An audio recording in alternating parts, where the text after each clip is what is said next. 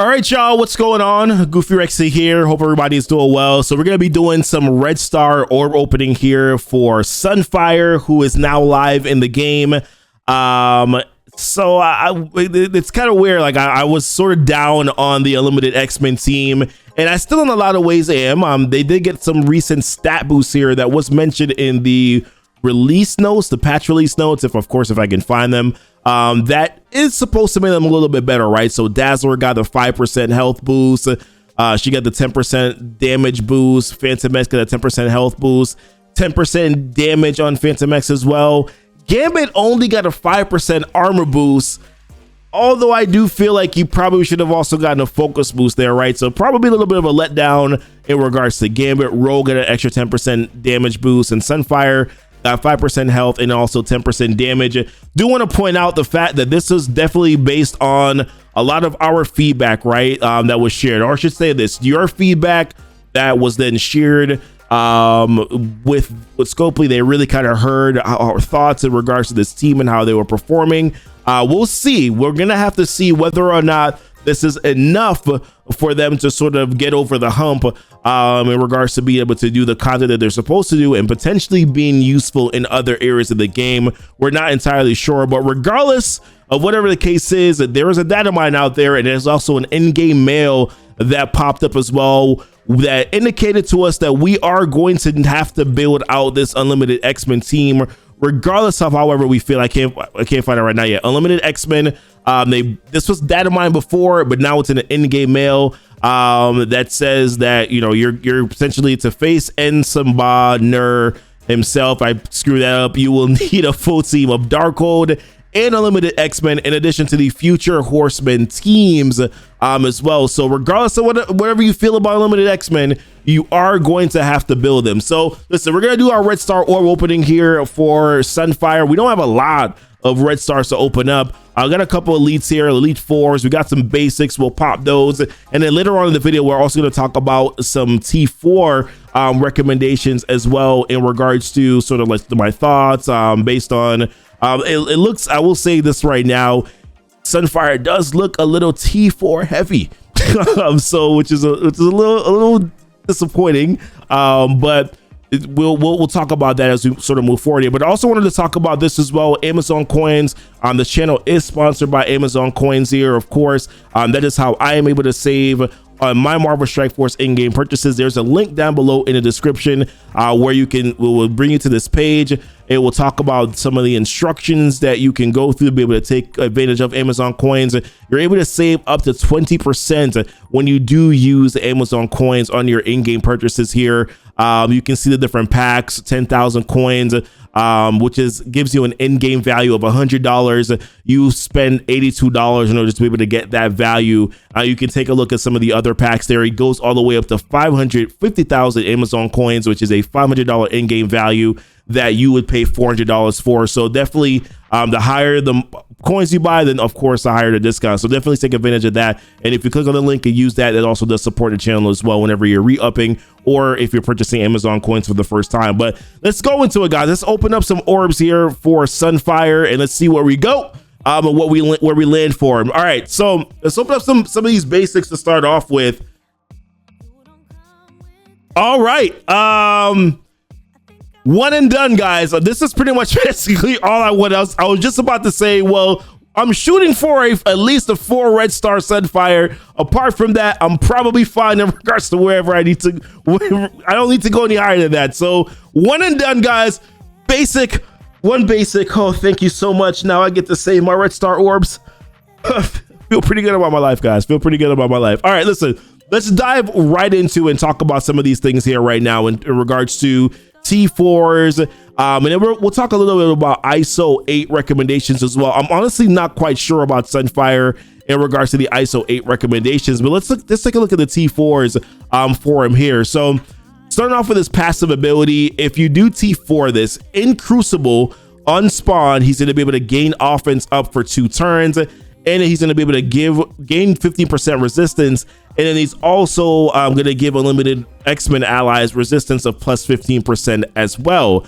So I think that this is probably a good T4 just because of the increased resistance, but also Sunfire does take advantage of having these offense ups, right? That's really going to boost his damage.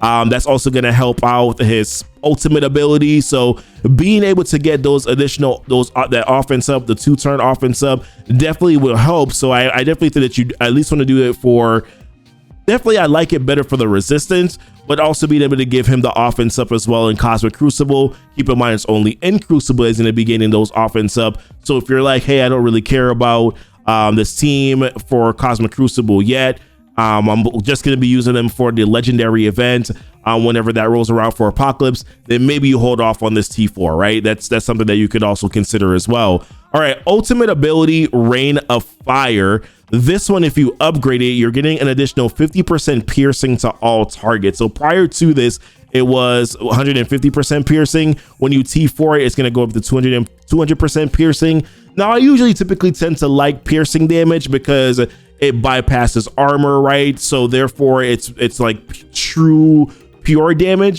So therefore I do always typically tend to like it, but it is only an extra 50% piercing, but it is an AoE attack that does hit all enemies. My issue though with this is that it is a long cooldown, but that may not necessarily be a problem, and we'll talk about the reason why that may not be an issue there as sort of we kind of continue to go through these T4 recommendations.